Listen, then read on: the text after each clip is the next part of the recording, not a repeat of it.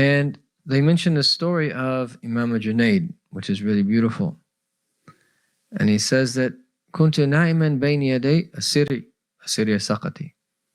So he says that one time that I was with Siri Sakati and that I was sleeping next to him. And when he woke up, he said to him, وقال لي يا جنيد رأيت, and he's going to tell him about a dream that he had. So he said, I saw a dream that as if I was standing before Allah Jalla Jalaluh. And then he said to me, Oh Siri, I created the creation, all of them.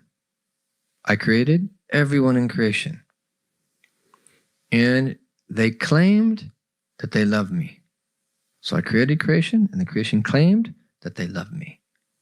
So I created the dunya, the world, that the creation inclines towards, right? And he said that فَهَرَبَ مِنِّي تِسْعَةُ أَعْشَارِهِمْ, 9/10 of them that ran away from me. وَبَقِيَ مَعِي الْأُشْرُ, only 1/10 remained with me. فَخَلَقْتُ الْجَنَّةِ, so I created paradise. فَهَرَبَ مِنِّي تِسْعَةُ أَعْشَارٍ, of the ushur. So 9/10 of the 1/10 when paradise is created is that they ran away from me. وَبَقِيَ مَعِي أُشْرُ, so 1/10 of 1/10.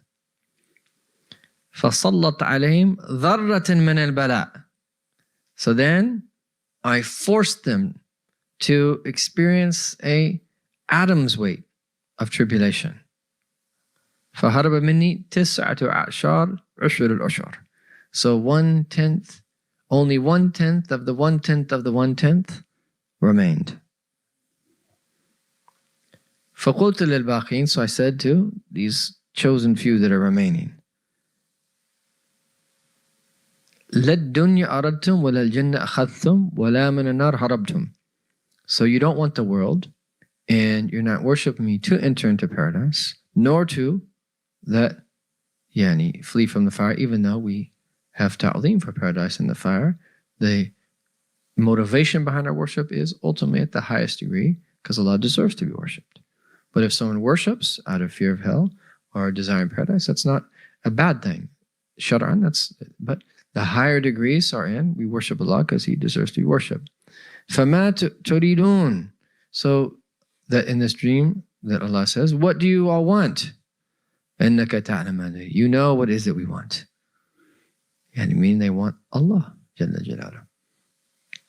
And from here that you see these beautiful statements, the likes of Abu Yazid, is the vast majority of people that are asking Allah, they're asking Allah for something.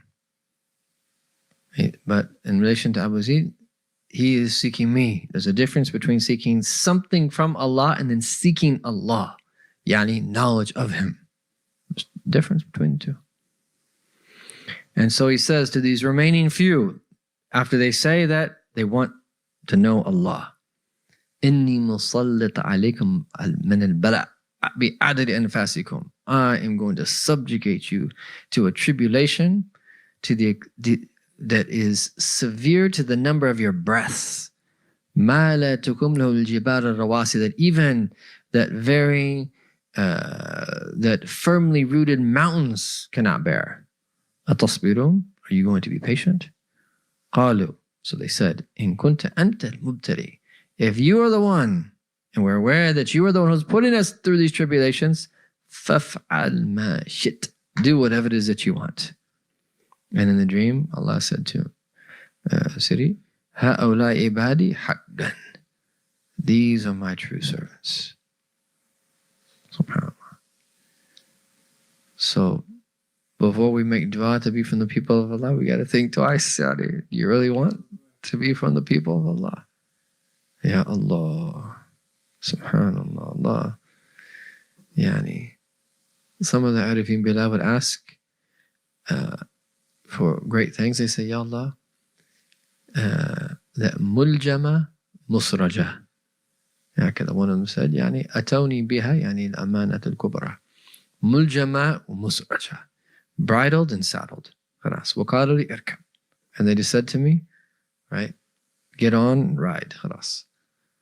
The vast majority of us, خلاص, if we're tried with the least thing, and we're in big trouble. So we ask Allah Ta'ala for lutf wa afiyah. But this is how that they view these things. Now, so being aware of this reality that Allah Subhanahu wa Ta'ala, that He is the one who puts us in these situations, is that it brings solace to the heart. It opens up the door for us. Then after we see it as such, to be able to do what it is that we need to do, to lighten the pain of that tribulation, and to then be a means for that tribulation to turn into something that is profoundly beneficial for us. Now, so then فإن الذي واجهتك منه الأقدار أي الأمور المقدرة عليك من مرة ونحوه هو الذي أول حسن اختيار الأمر الحسن. So we've already spoken about that. And of course, the verse in Surah Al-Baqarah, وَعَسَىٰ أَن تَكْرَهُ شَيْئًا وَهُوَ خَيْرٌ لَكُمْ. Perhaps that there are things that you dislike, but they're actually good for you.